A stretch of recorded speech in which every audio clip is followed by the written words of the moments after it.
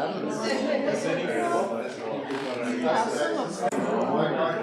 it's good to see you. Yara. Miles, yes. Joe, right? Oh, of course not. I Oh, no. It's good to see you. Likewise. Good to see you. الحمد لله ماشي الحال. خلص السنة. انتوا خلصتوا صح؟ Thanks for joining us here at the Eastside Freedom Library. My name is Clarence White. I'm the Associate Director here. And my colleague, Ishmael Dar, is there in the back, who is largely responsible for the space being available for this great conversation. We appreciate your presence. We would love to see you here for so many of our other events. There's a sign-up sheet by the door, which you can use to join our mailing list. A few years ago, someone who was writing a grant with us said, how many events did you do last year? Was it like 300? And I said, that's absurd. We need 300 events. No one can do 300 events in a year. And then I would look back at the calendar, and lo and behold, we did more than 300 events in 1 year. So a lot of stuff happens in this space. Don't applaud. Don't enable this. Please. Fortunately, we do have a larger staff, which Ishmael is a part of now. So we've had a lot of community support, and we appreciate all of you being a part of that tonight. A little bit of housekeeping. The restrooms are downstairs. There are stairs over here to the left of the main entrance. There is also an elevator on the opposite side of the building that can get you downstairs if you choose to use that mode of elevation or de-elevation or elevation. Descent, I guess. That is all I have to say. Unfortunately, the Eastside Freedom Library has a board meeting happening right now, and I'm supposed to be in it, so I'm going to join that conversation. But again, welcome. And just one other thing. I used to work at the Hunger Mine bookstore, and I remember when Rain Taxi started, one of my colleagues was one of the people who got it off the ground, and it has been and continues to be an excellent resource for so many people in not just the Twin Cities, but around the country and probably around the world. So I appreciate that. And Mizna, there aren't a lot of things like it anywhere else, just like there aren't a lot of places like this anywhere else. So we're glad that we're all together doing this in the same place tonight. So with that, I'm going to hand it off to Eric. I know I'm forgetting to say something, but mostly my gratitude to all of you for being here and being a part of this conversation. So thanks.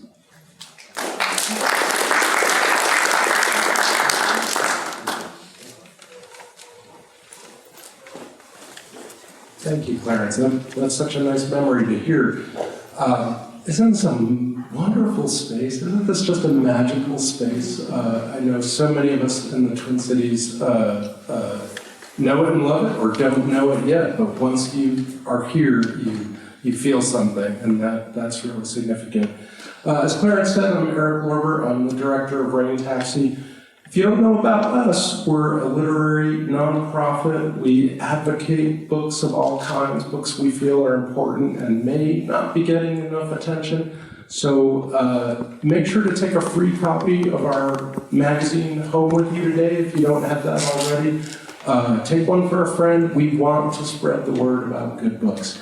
And we do that in the magazine, we do that in events like this, we do that in a lot of ways. But come talk to us after if you want to hear more. I'll say the same about our dear friends at Mizna, one of the Twin Cities organizations I love dearly.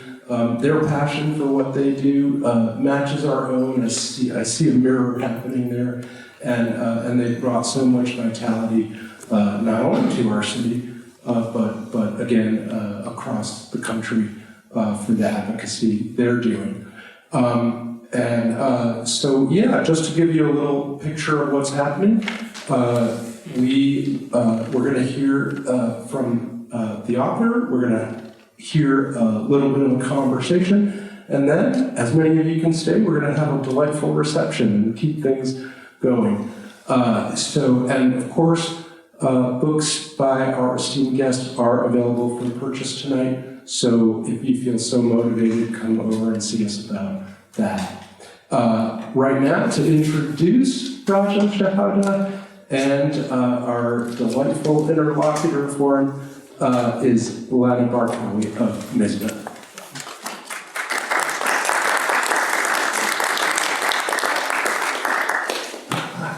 Thank you, Eric. Oh, how lovely to be here. Just echoing how wonderful it is to be surrounded by books. It's very fitting. I'm so happy to be gathered with you to hear RajaShehadeh, a person I so admire. I'm also grateful to Rain Taxi and Eastside Freedom Library for this wonderful partnership. And I want to thank Nabil Matar for generously sponsoring the hors d'oeuvres during the reception after tonight's program. So please do stay afterward, get your book signed by Raja, have a chat with this delightful person, and have some delicious food from Mohammed Kot, also known as Dervish Mezza, which is the food spread is in the back corner. In this year that marks the 75th anniversary of the displacement and occupation of the Palestinian people, of which my family is a part, we're proud to be presenting, we at Mizna are proud to be presenting a year of programming on Palestine. In addition to tonight's reading, I want to draw your attention to our quarterly film series. This year, the series highlights archival works and initiatives that document Palestine's struggle for liberation. This month's offering, that's taking place in a week from today at the Trilon Cinema, Wednesday the 24th, will present The Void Project by Palestinian filmmaker Azza El-Hassan, which includes 2 archival films that she restored, as well as 2 films of hers that kind of reflect on the process of the restoration process and the fragmented film archive of Palestine. So you can read more about that and get your tickets and just learn more about Mizna and our literary journal of film programming at mizna.org. We also have a sign-up sheet by Raja's book, so please join our mailing list if you haven't already. So as Eric said, we'll be hearing from Raja about his latest book, We Could Have Been Friends, My Father and I. Raja is the winner of the prestigious Orwell Prize for his book Palestinian Walks, Notes on a Vanishing Landscape, and is widely regarded as Palestine's leading writer. He's also a lawyer and the founder of the pioneering Palestinian human rights organization Al-Haq. In addition to this new work and Palestinian Walks, Shehadeh is the author of many acclaimed books, including Strangers in the House, Occupation Diaries, Where the Line is Drawn, and Going Home. He's also written for The New Yorker, The New York Times, and Granta, among many others. Shehadeh lives in Ramallah in Palestine, where he's visiting us from, and this is the first stop on his national book tour, so we're very excited to welcome him to the Twin Cities. After his reading, we'll be in dialogue with the wonderful Joseph Fadad, Assistant Professor of Modern Arab Studies at the University of Minnesota, Twin Cities, where his teaching and scholarship focus on the intersection of politics and the modern Arab literary production.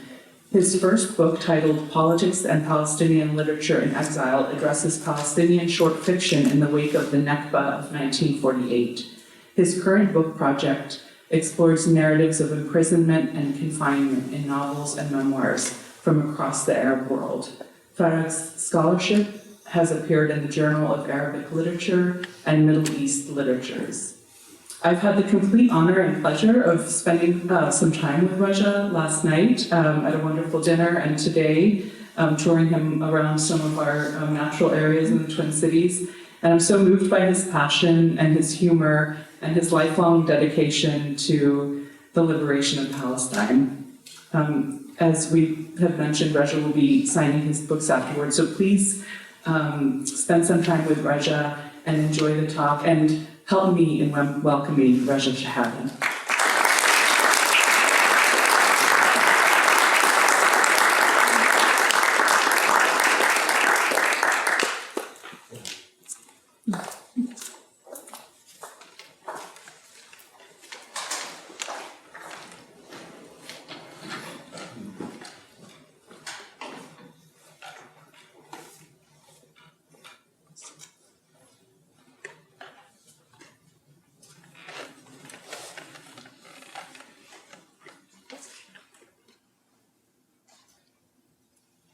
Thank you, Lana, for this nice introduction.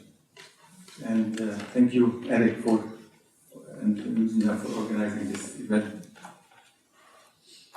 I will start by reading from the book, We Could Have Been Friends, My Father and I, and then I will talk for half an hour or so, and then we will have a conversation between me and Joe. I will read from the first pages of the book.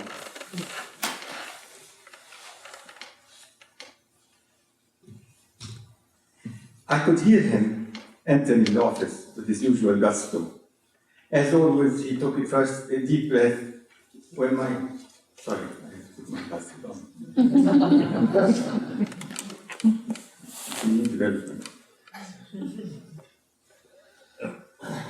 I could hear him entering the office with his usual gusto. As always, I took a deep breath when my father came in. He stopped at the reception to get the latest messages and asked, "Has anyone called?" With small, quick steps thumping the ground, he walked past my room, followed by his secretary, to whom he was already dictating letters concerning the days of court hearings. He was wearing a dark suit with a well-ironed white shirt and a black tie, and carrying his heavy black leather briefcase. Then he doubled back and peered through the open door to my room. He saw me looking over a map covered in cobweb lines and asked accusingly, "What are you doing? Don't you have any work to do?" Before I could explain, he had darted into his office to resume dictating. I stayed in my office examining the new 1984 military order plus the attached map that my father had been seen me with. Road plan number 50, as it was designated, was the blueprint for the Israeli occupation authorities' long-term objective of creating a new West Bank road network that was bound to have a devastating effect on the Palestinian landscape, on traditional towns and villages, and agricultural areas. Studying it, I could see where future roads were to be built, how the existing network of roads was to be altered from north-south to east-west grid, and how the Jordan Valley was to get a new road, one that would better connect it to Israel and consolidate it as the country's eastern border. The implications were massive. I gave my father time to finish dictating his letters, then I walked over to his office to show him the new order, which had only arrived in the post that day. When I suggested to him that we should submit objections to the proposal, he was not enthusiastic. He didn't seem to share my sense of foreboding about the impact that the order would have on the land. The phone rang and he answered, "RajaShehadeh here, how can I help you?" Waving me away, he sank into a conversation with his client, but I continued to think about the new road plan. A few weeks earlier, I had taken a solitary drive down what we then called the Latloon Road, since it linked the hilly town of Ramallah to the coastal city of Jaffa via the Latloon Monastery. On both sides of the road, I could see terraced hills dotted with olive trees in full leaf. The trees on the slopes of these undulating hills were all approximately the same height, and they were all olives. As I drove northwest, the hills were awash with sunlight, and the trees cast their shadows over the brown earth all the way down to the well. On the hill to my right was a plot that belonged to my client. He had just heard that the occupation authorities had expropriated it and were planning to establish Beit Haron and settle it with Israeli Jews. I couldn't understand why. What was the point of putting Israeli civilians in the midst of our hills, so close to a Palestinian village? How would these settlers get their electricity and water? They couldn't depend on the inadequate services of the nearby village. Could they possibly have plans for an alternative infrastructure?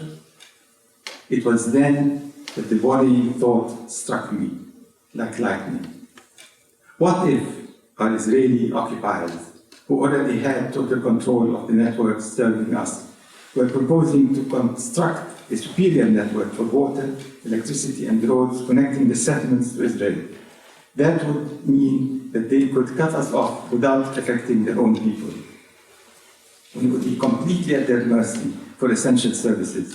When I saw the military order announcing the new road plan, I feared that the Israeli military was taking the first step to prepare the way for this eventuality. As you can gather from the reading, I was attempting to recruit my father to assist me in resisting the consequences of the 1967 occupation of the West Bank, Eastern Jerusalem, and the Gaza Strip. He had a long history of resisting the consequences of the 1948 Nakba. But this book is not only about our resistance against oppression. It also describes a psychological portrait of a complicated and challenging father-son relationship. Just as I was setting down off to write my book, a friend brought me a photocopy of the Palestine telephone directory of Jaffa, Tel Aviv, dated January 1944. There I found my father's office number and that of my grandfather, Judge Salim, listed as his honor, RajaShehadeh. Emotion overwhelmed me. All that history of their life in Jaffa is denied, just like my father's history of political activism on behalf of Palestine had been erased. This was the catalyst that started me thinking about my father's legacy and work. I was slowly getting ready to open that cabinet where I kept father's files and look inside.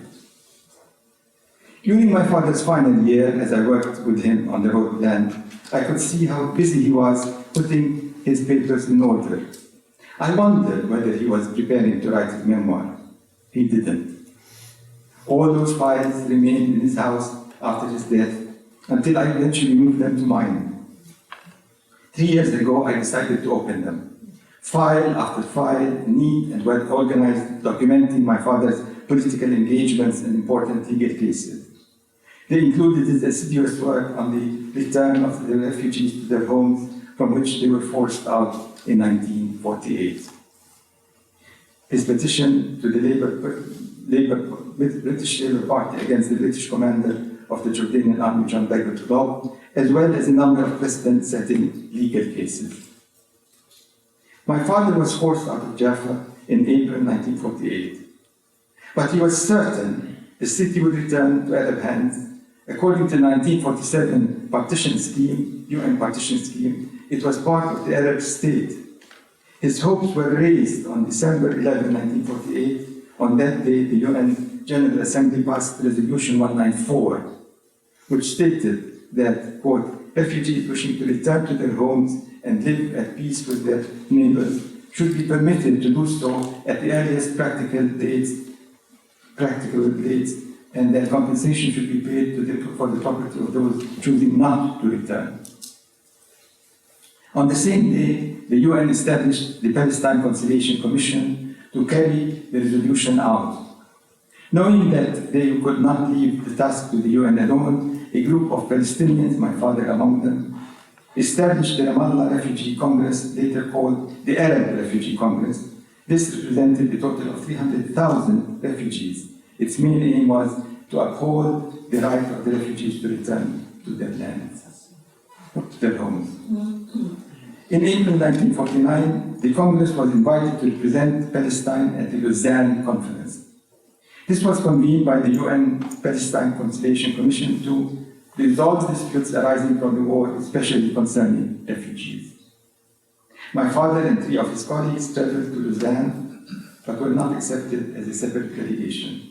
They were stateless, and Israel declared it only negotiated with states. And this was the beginning and not the end of Israel's refusal to negotiate with the Palestinians using all kinds of justifications.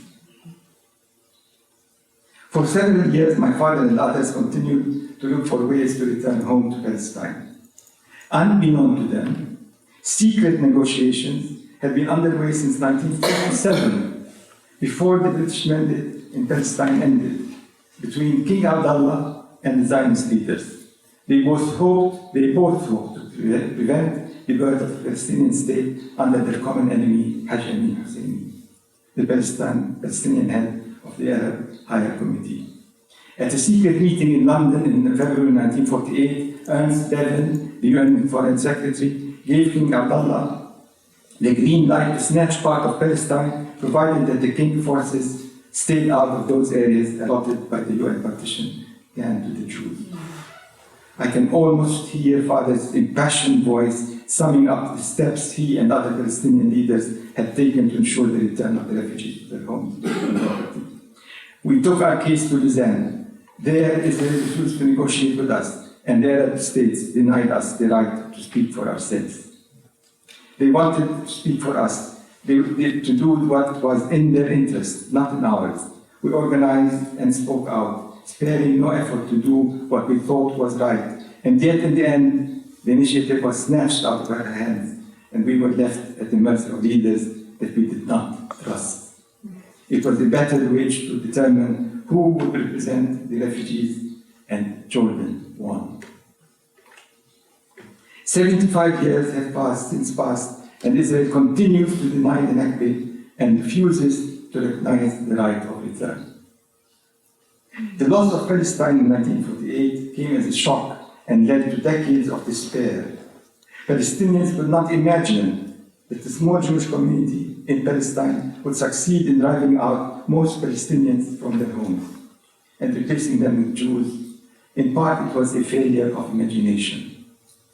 It was due to the experiential gap that existed between the zealous Jewish fighters, many of whom had been witnesses to the Holocaust, and the unsuspecting Palestinians. How similar all this was to what happened to us after 1967. We also failed to imagine that the Israelis would get away with settling over 750,000 Israeli Jews in our midst. Let me have a drink of water.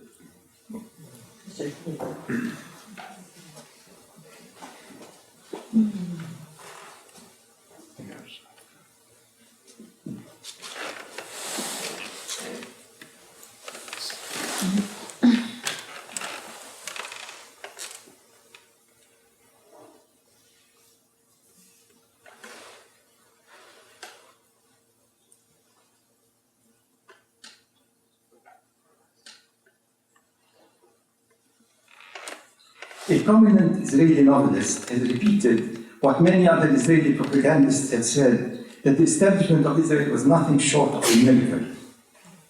As revelations from the recently opened archives confirm, it was no miracle at all. Given the balance of military power and planning, it was predictable that the Zionists would win the 1948 war against the so-called 7 Arab armies that fought to prevent the establishment of the state.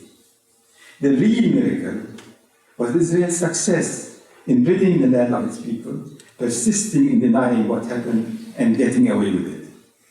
With all our attempts at writing about it, we Palestinians seem not to have made a dent in the way it is seen, neither by Israelis nor by the outside world. There were many more revelations in my father's papers. One file documented the 1954 case he argued before the district court in Jordan against Barclays Bank. When Israel declared itself a state, it ordered all banks still operating within its territory to freeze the accounts of all their Arab customers and to stop all transactions on all Arab accounts. This meant that the refugees were unable to withdraw from any branch outside Israel the money they had deposited with Arab and Barclays Bank branches in areas now under Israeli control. Israel wanted to turn the Palestinians into beggars. The Israeli strategy could be summed up as no money, no country. My father's case against Barclays Bank succeeded in releasing these assets. He traveled to London to work out a procedure for the release of the funds. The Jordanian foreign minister gave a statement to the papers claiming that the negotiations for the release of the funds had taken place with Israel, which the minister said amounted to an act of treason. My father got word that every point in Jordan had been ordered to arrest him immediately upon his return. This was his reward for winning the case against Israel. He had to spend 27 months in exile, first in London and then in Rome and Beirut, before he was allowed to return home to Ramallah. In another party file lay a memorandum dated June 23, 1955, that my father and his colleagues, Muhammad al-Yahya, wrote to members of the British Labour Party during his exile in London. It accused the British commander of the Jordanian army, John Bagot Glob, known in Jordan as Glob Pasha, of the forgeries and the harsh measures that were adopted during the Jordanian parliamentary elections of 1954. Reading this memo, I marveled at my father's fearlessness, and yet his efforts at lobbying the British to remove their men in Jordan seemed overly optimistic. With all he knew of the British and their behavior during the mandate, when they tortured prisoners, demolished homes, and hanged rebels, how could he expect justice from them? Why would they want to change their policies and remove their agent in Jordan just because of my father's accusations? It is to be regretted that the blocked account case was not celebrated by the authorities in Jordan, nor did it inspire others to use the law in the struggle against Israel. After 1967, the Palestinian leadership took no notice of the case as an example of what could be done to fight illegal Israeli action. The failure to consider the law as one form of struggle has meant that the PLO, the Palestinian Liberation Organization, neglected to follow and confront Israel's changes to the local law in the occupied territories as they were taking place and during the years of occupation. When the negotiations took place in Oslo between Israel and the PLO, the Palestinian negotiators did not insist on reversing those changes that enabled Israel to establish more Jewish settlements and link them to the other side of the Green Line. My father would have been appalled at the total absence of legal grounding for the talks. It was only after a decade of occupation the possibility of launching legal resistance to the occupation finally took root and began to be accepted and practiced. I was part of that struggle. Through my organization, HAQ, we challenged Israel's violations of international law, its land grabs, and the legal policy of settling Israelis in the West Bank and the Gaza Strip, and raised cases against some of the proposed changes in the law. I also attended UN meetings on the question of Palestine in far-flung corners of the world. How similar my work was to what my father had done 3 decades earlier, and yet my father never commented on the similarity between our two struggles and took little interest in my human rights work. In 1983, at a conference in Jakarta, I met a star trainee in Jaffa, Muhammad al-Farah, who had become Assistant Secretary General of the League of Arab States. When I got back and talked to my father, he was unenthusiastic about that UN conference on the question of Palestine and didn't want to hear about it. I could not understand why. Now, years later, I realized what a farce these gatherings were.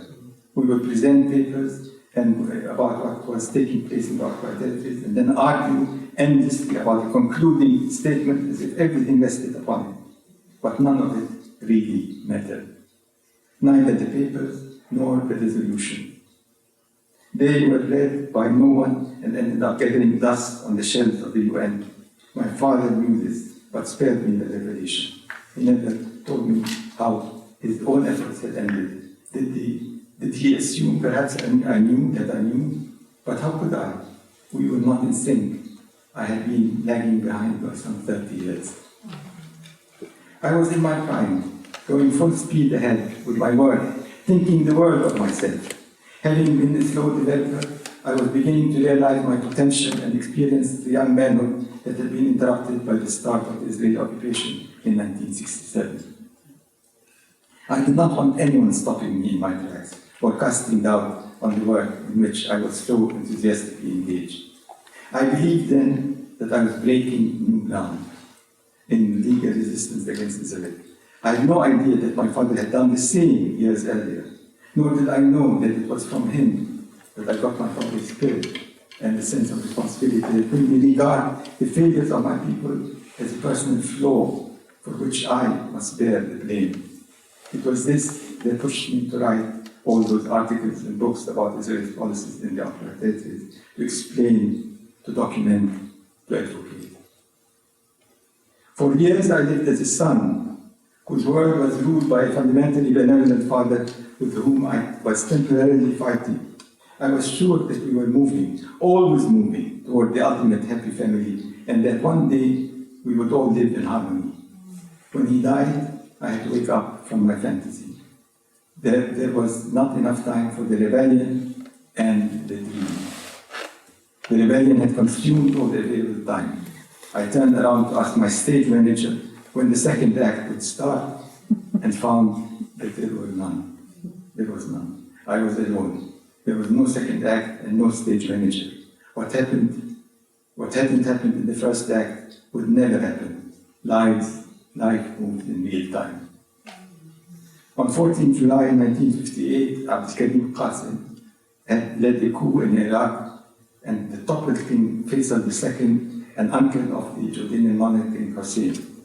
1 week later, fearful that the nationalists and anti-monarchists in Jordan might carry out a similar coup against the regime, Hussein declared a state of emergency and ordered the arrest of large members of known nationalist leaders.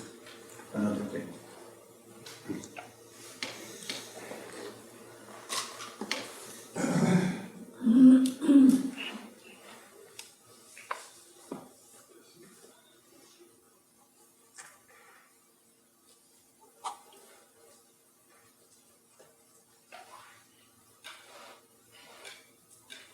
One of those leaders was my father, RajaShehadeh. He spent 2 scorching months in the summer at the desert prison of Jaffa. I don't remember his return home after that ordeal.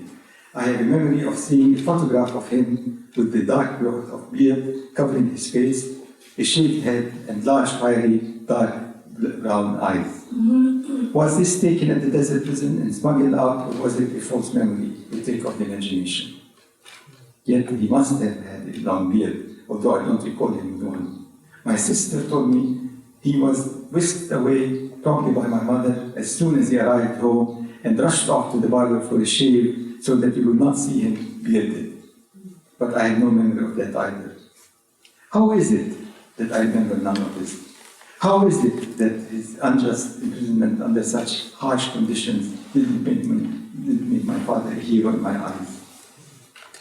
Years later, I would realize that my attitude toward my father was never one of admiration.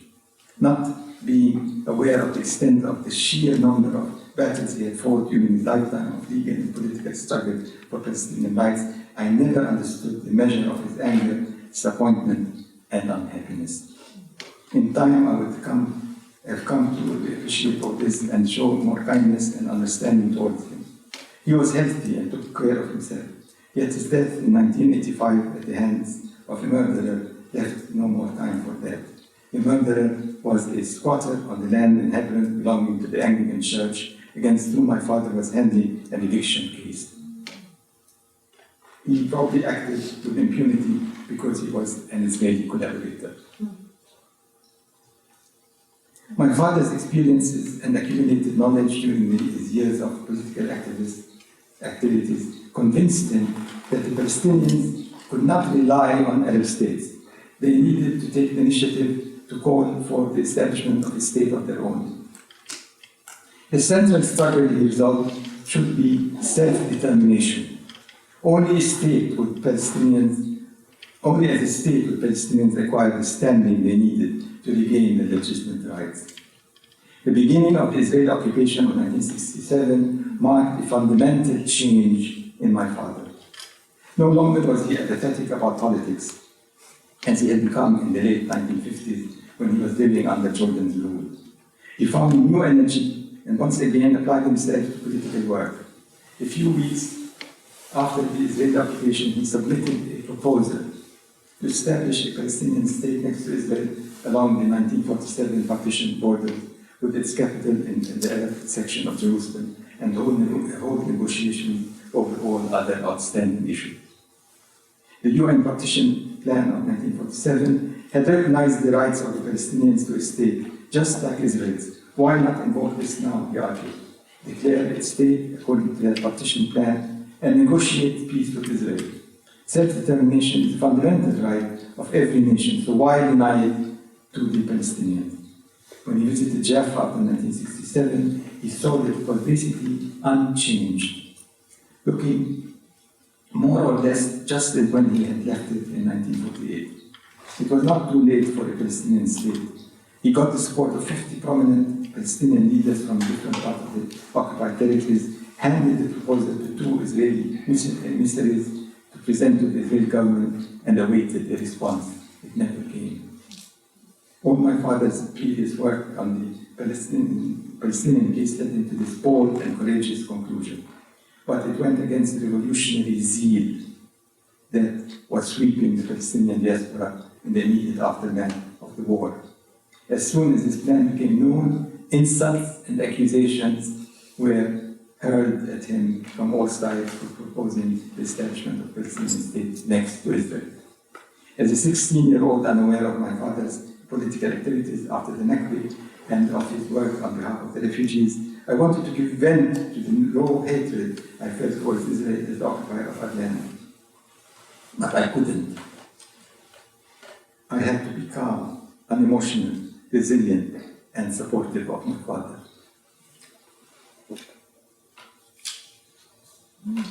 Later, I would come to appreciate how strongly my father believed that it was incumbent upon him to speak out and act.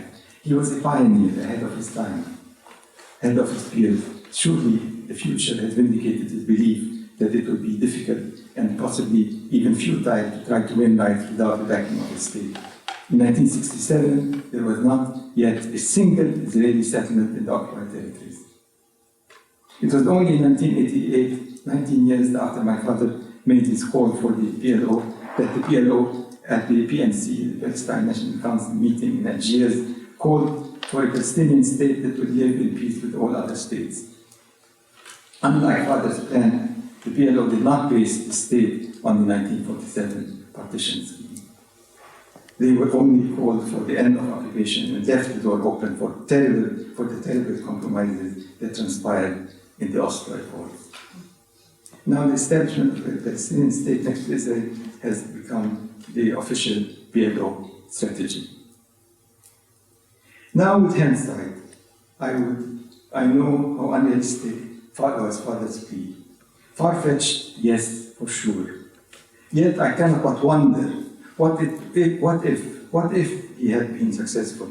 What horrors we would have all been spared, and what instigation for hatred of Arab by Jew and Jew by Arab that went on afterwards to serve purposes of leaders on both sides. Instead, we could have learned how to live together and respect each other's cultures, and our mutual land would have flourished.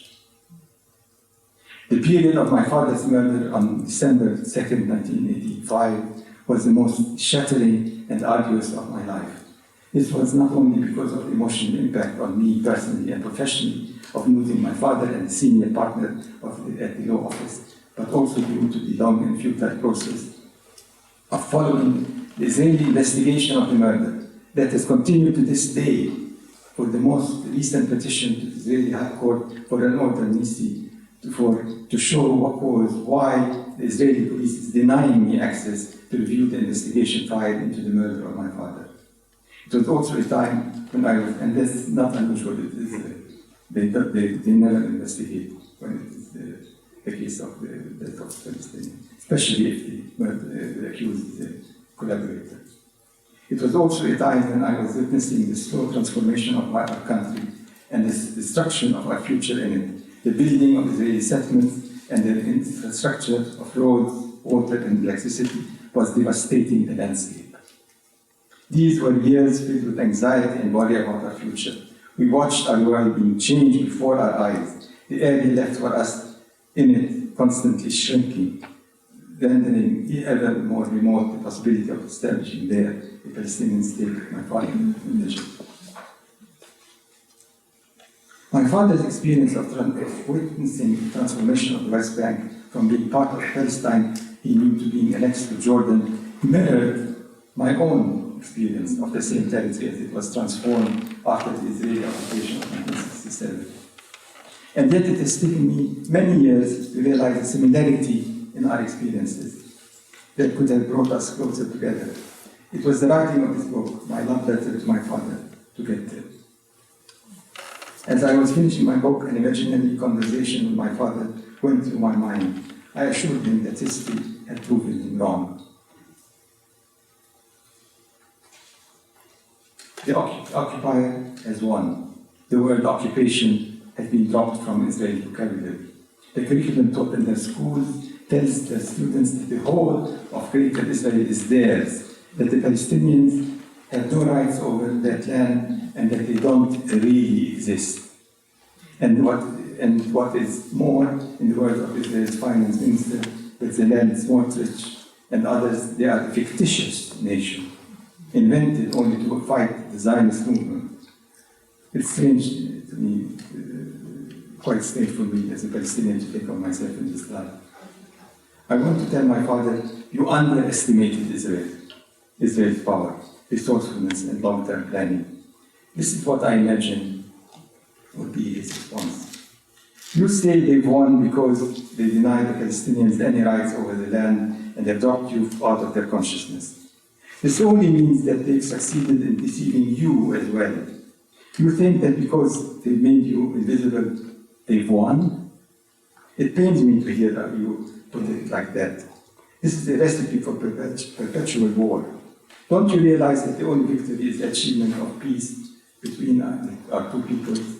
How it saddens me to see that the only relation between you are those of master and slave, relations of hatred and exploitation. And yet you call their denial of Palestinians their victory. The only real victory is when we both won. Thank you.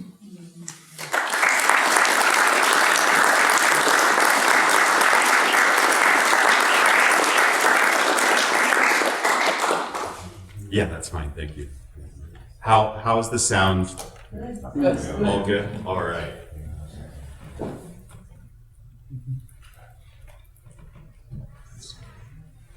Thank you. Welcome all. It is my very, very great privilege to be in conversation with RajaShehadeh tonight, someone whose work I have long followed and admired, both as a legal advocate for Palestinian rights as well as a writer of Palestinian narratives, his own narratives, his experiences as a Palestinian. I have questions prepared, but first, you left us on a cliffhanger with your reading from the text. So if you don't mind telling us whatever became of the road case. Yeah, good question, because the road case turned out to be very important, of course, I had assumed. Can you hear me well? Yes. The legal challenge appeal continued for many, many years. And we were successful in making slight changes here and there, but not in demolishing the whole plan, which was patently illegal and contrary to international law. And the final decision was in 1991, just before the Oslo. And meanwhile, the Israelis were building roads according to the plan. They had the plan in mind, and they built individual roads in accordance with it. Now, I think the best case is the case of Hebron, where the first settlement of Kiryat Arba happened just after the 6/7 war, and they had the settlement, and then they had a small presence in the old city of Hebron, and they kept saying that they were connected together, and I couldn't see how they could do that because obviously it was highly populated with Palestinians, of course. And so eventually they started piece by piece, house by house, trick by trick, deception by deception, take the land that they needed and connect the two. And then I thought that whatever presence they had in Hebron would be like a ghetto because Hebron is highly populated and 200,000 people. And this small Jewish enclave of a few thousand people would be like a little ghetto in the days. But it turned out that they were more clever than that because they connected this little ghetto with Israel in all kinds of roads according to the plan. And now they are connected to the rest of Israel and they are not at all in the ghetto and the Palestinians are in the ghetto in the bigger surrounded by techniques of that one. I've never made this connection until reading your book and hearing you speak today about the kind of the commonality between the seemingly banal mechanisms of infrastructure, roadworks, as being a really integral technology, essentially, for settler colonialism. And we see a similar dynamic at play here with the highway network and the way that highways were used to demolish historically Black neighborhoods, to ghettoize certain areas, etc. And so that commonality I find really, really stark and striking.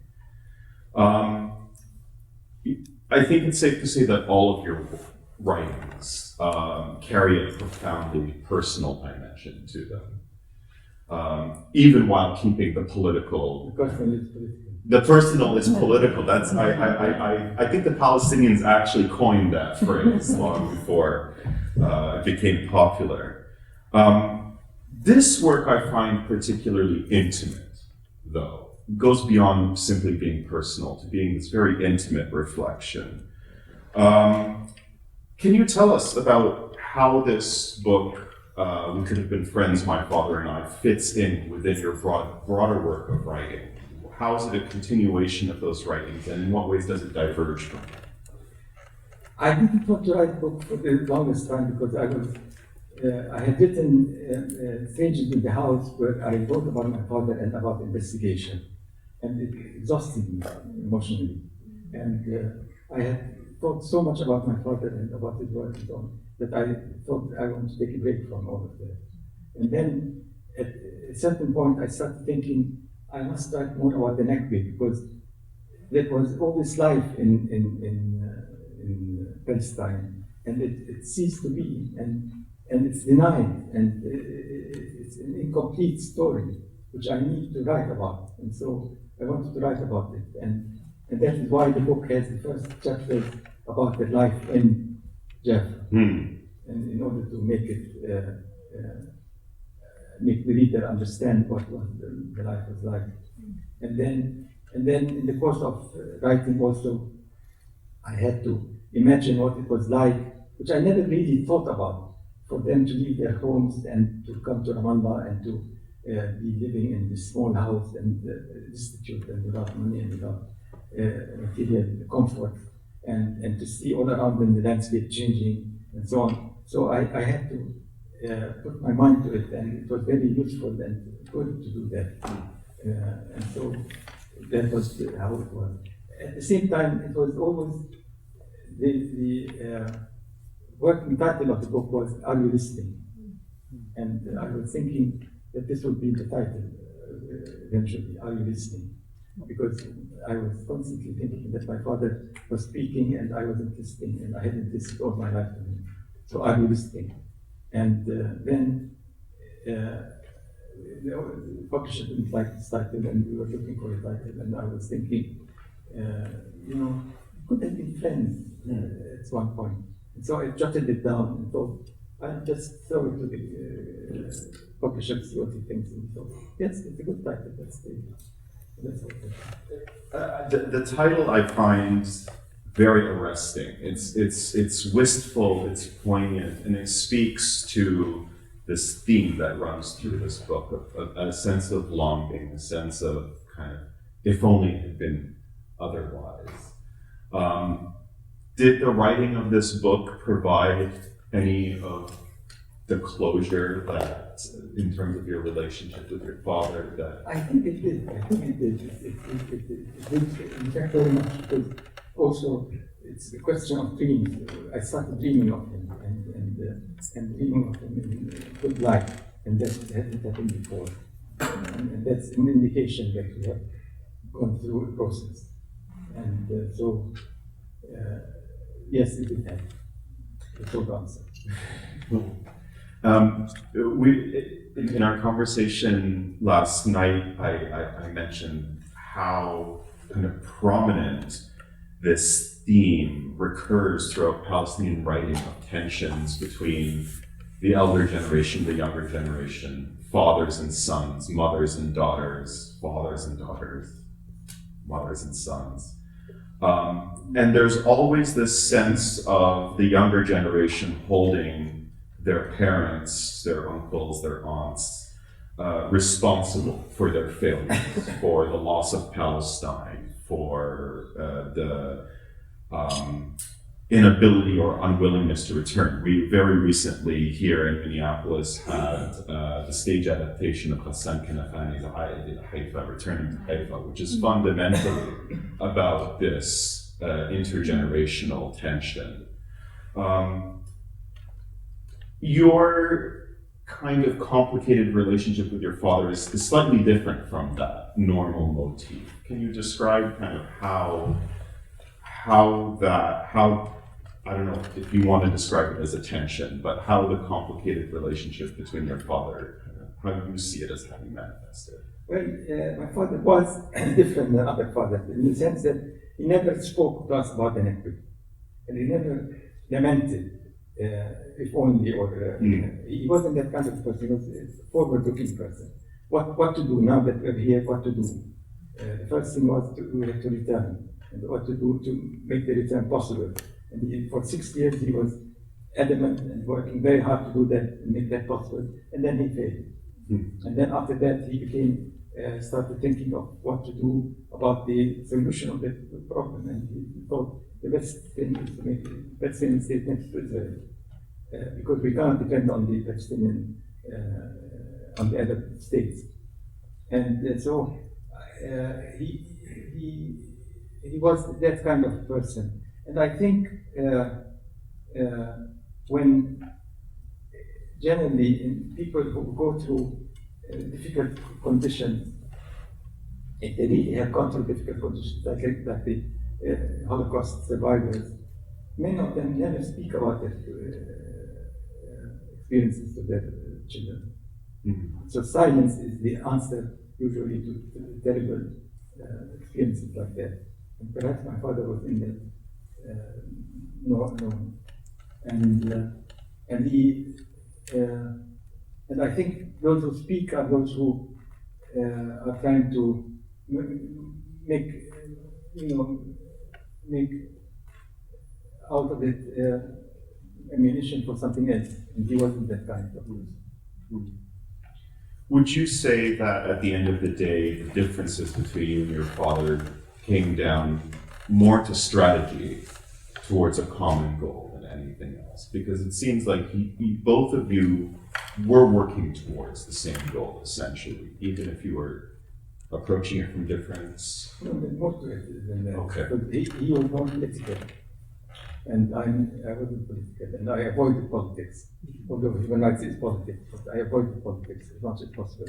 And that was why we survived with the Haq, because we didn't connect ourselves to any faction, or we didn't advocate any political platform. We just did work on the human rights, purely and simply. And my father thought that human rights is a consequence and not a solution to a problem. And we need to look at the solution, and we work for the solution. And that's how it was. Mm-hmm. And also there were different characters. He was the extrovert, he liked people, he was outgoing, and I'm exactly the opposite. Do you find that these two approaches are mutually exclusive, or do they complement one another?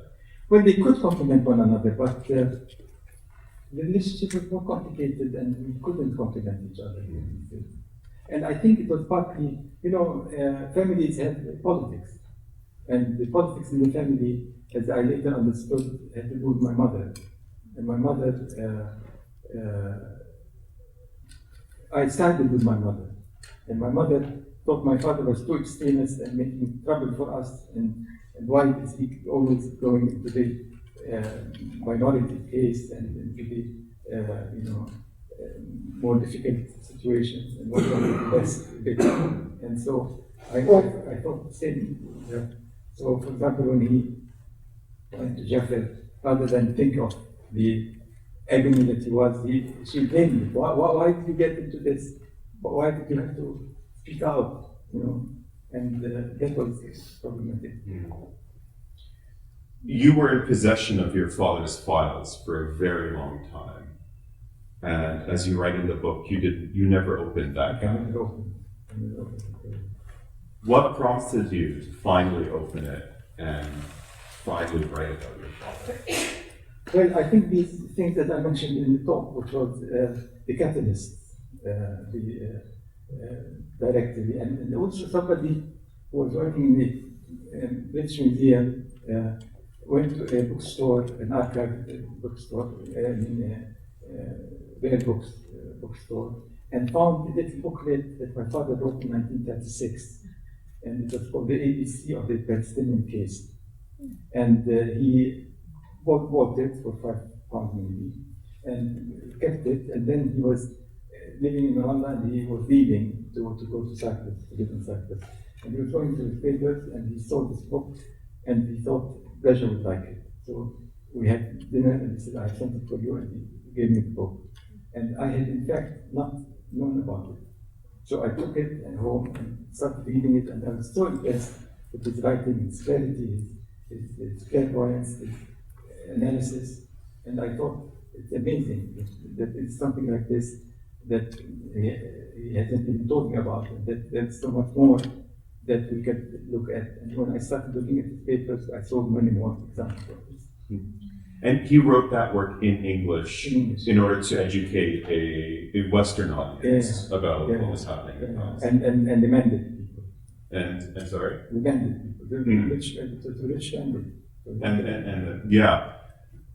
That is another one of these instances, and they recur several times throughout the book, where there are these uncanny parallels between your life and your father. Despite this sense of a rift, or just, there's another sense where you an episode where you both think it's 12 years apart from one another, and completely unbeknownst to one another, choose the same nom de plume to publish under a summit, one who perseveres. What do you make of these? I was shocked actually when I saw that he used summit. Because I never thought that he did, and he never told me that he did when I used it. It's very strange. But it must be that we were both thinking of the same thing. More alike maybe than you thought you were. Yeah. In fact, I discovered that we are so alike. So alike. And we could have been friends. And maybe that was also what, I'm maybe being a bit autobiographical, but as someone who's also very similar to their father, that can also act as a kind of, likes, repelling that similarity. It's interesting how many people who read the book thought that they must go back. First of all, some people said that they regret not having spoken to their father when they were alive. And people who still had their father living and they were at odds with them, they said, no, maybe we should make amends because before it's too late. And that I thought was very interesting. Yeah. It's a good way that books serve a good purpose. Beyond the already kind of significant project of the book, which is also an account of the Nakba, which is another thing that you held off for a very long time to write about. That's right. What, again, similar question, what made you wait so long and what finally prompted you to write about it now? The Nakba was something that I was also tired of. And, we kept saying the Nakba, and all these writings about the Nakba, which I didn't really like. And so I didn't want to be another one of those people who write about it. And I didn't know how to approach it, of course. And so this was a way that came into, in a way that I could be comfortable with. By having that personal dimension attached to it. At one point in the book, you write, I think your words are, you're lukewarm about the prospects of legal struggle against the occupation. Have you completely given up on legal recourse to challenge the occupation? What role do you see for legal institutions, both Israeli and international, for waging a struggle for Palestinian liberation, Palestinian rights? I worked very, very hard for many years, from 1979 to 2000 to 1991 on documenting and analyzing and publishing as much as possible on the changes that Israel was making in order to make the occupation into a permanent thing and make settlements possible and so on. And the point of that was partly because I thought that colonization happened when people have their minds colonized by being mystified. And they wake up one day and say, how did we get here? We don't know. And they become mystified, and that is the beginning of and end really of colonization, colonizing the mind. And so that was something that I didn't want to happen to me, and I wanted to try to prevent others from happening to them. And so at the same time, I was always hoping that the time would come for negotiations, and when the time came for negotiations, the negotiators would be aware of these changes and would work on reversing them. And so when the negotiations took place in Washington, I was a legal advisor there and tried my utmost to make them known about these things, and they were somewhat amenable, but not exactly. And then there were the people in Tunis who did not want to hear anything about this. And then when the Oslo Accords happened, they completely were neglectful of all these things. And so Israel was able to turn what was done unilaterally into bilateral, all the changes. And so they legalized, in a sense, all the changes and made it possible for Israel to go on absolutely with its. And one of these things is the road plan. I said the road plan, you should make sure that the road plan is cancelled. No way, nothing. And so after the Oslo, I became very depressed, and I thought I'd wasted years and years of my life doing something that came to nothing. And that was when I turned to writing in a serious way, because I didn't want to continue doing things that would be taken away from me and nothing would be left. And I thought the writing would be mine, nobody can take it from me. And that really made a change, helped me change my life in a way. And that was a good thing for me. So at the same time, with the Oslo becoming a fact, the struggle that I had started working on was no longer possible in that way. And so it required a new kind of struggle. And the Haq has continued without me. And the Haq is working very hard on methods like taking the case to the International Criminal Court. And they're doing a very good job with that. So it has changed now. The direction of the struggle, legal struggle has changed. And that's a good thing, and that's a necessary thing. Do you see yourself first and foremost as a lawyer who writes or a writer who lawyers? Well, the two things are not so separate, because I think writing is the only thing And writing can keep you away from society. And without the law and the exposure to society and to people and to changes in the laws and so on, I wouldn't have been able to write many of the things that I wrote. And so it works both ways. But writing is very important for me, very important for me. What do you see as the role of the writer? In terms of Palestine. Well, I think the role of the writer, first of all, the personal thing for me is every book I write feels like a greater liberation for me. I feel more liberated and taken out something that was I kept mulling over, and so I can move on to another one, and that is very important. And so there's always a movement forward.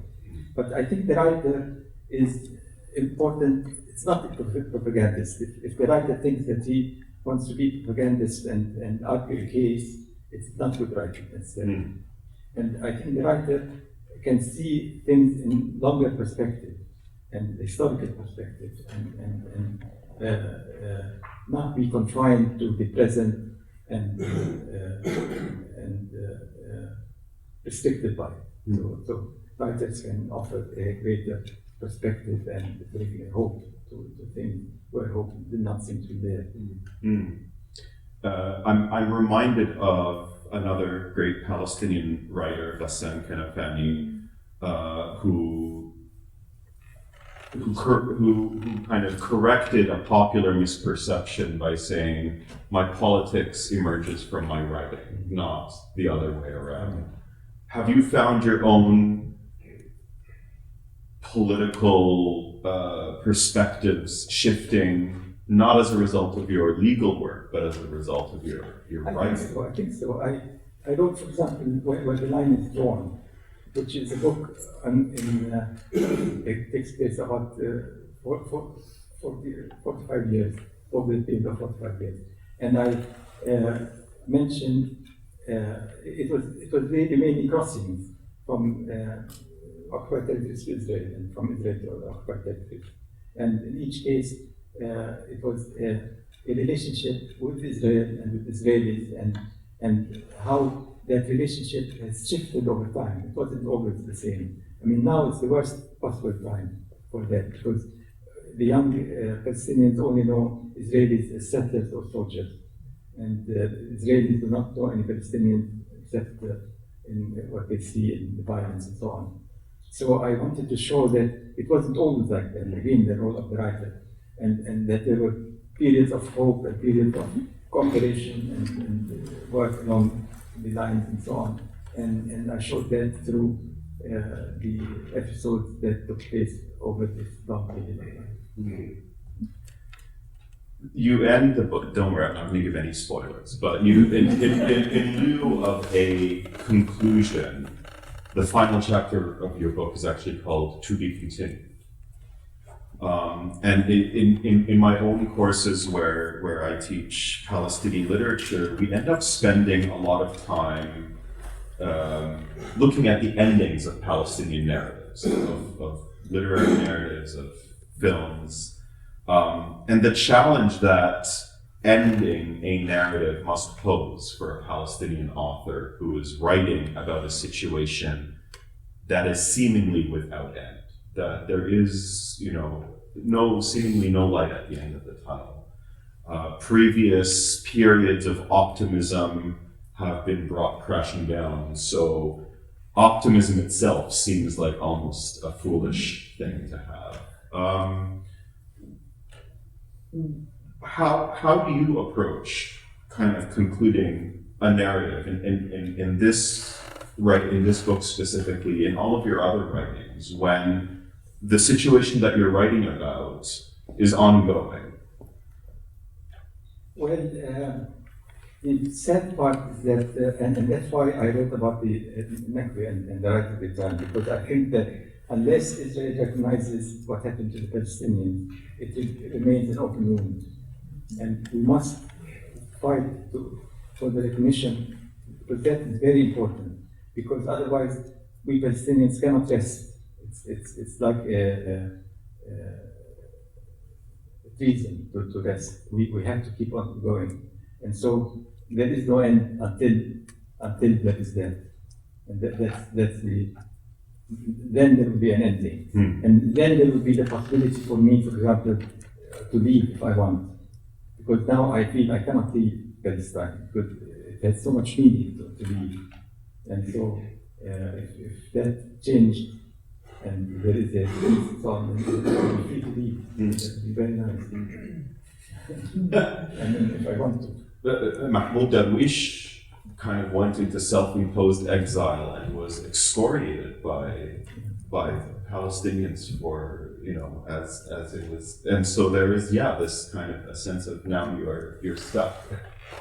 Not stuck, but you have to. It's not always the case that where you are has meaning, so much meaning, and the leaving has so much meaning, and that is the case with Palestine.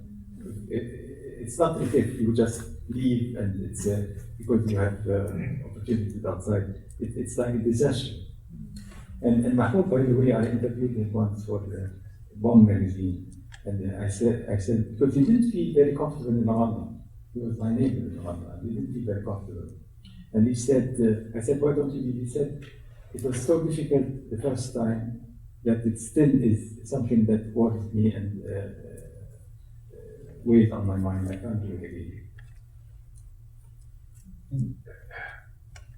Which says to me that, the Palestinian is kind of in this double bind, unable to leave, but staying is its own form of imprisonment in a way.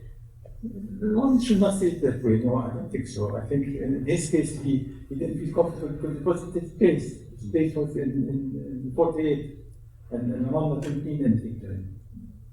So he didn't want to be in Ramallah, but he couldn't leave Ramallah. In my case, Ramallah, in my case. So. What then of hope? Can we speak of anything? Hope is interesting because after Oslo, before Oslo, the young people in Palestine were saying we will fight until the end. And then Oslo came, bad as it was, and accepted as it was.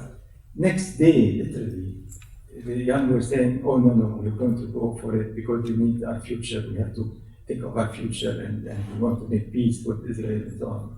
And literally the next day, and I was shocked at the people who, one of them was Marwoti, who is now in prison, who was a fighter, a really strong fighter, and he became so into making cooperation with Israel. And then of course Israel disappointed him so much that he went the other way. But so one should never think that things stay as they are. It always change, and when change comes, it comes very quickly. And then also it's us and them, and we are in a difficult situation now because they are extremists and there's no restraint against this country. But the United States gives them the rope to do anything they want, and that means a lot to them. And so that is our case now. But then Israel also is in a bad situation because in a few years the Haredim, the extremists, will be in majority or close to majority, and they don't work, and they all depend on the other people who work who pay taxes, and that's not going to be tolerated. And they don't study well, so the standard will be going down because they don't believe in studies, they believe in Torah studies. And so there's terrible, and the society is so split in Israel. And I think only peace would make it possible for them to mend these wars and these divisions. But that's not happening.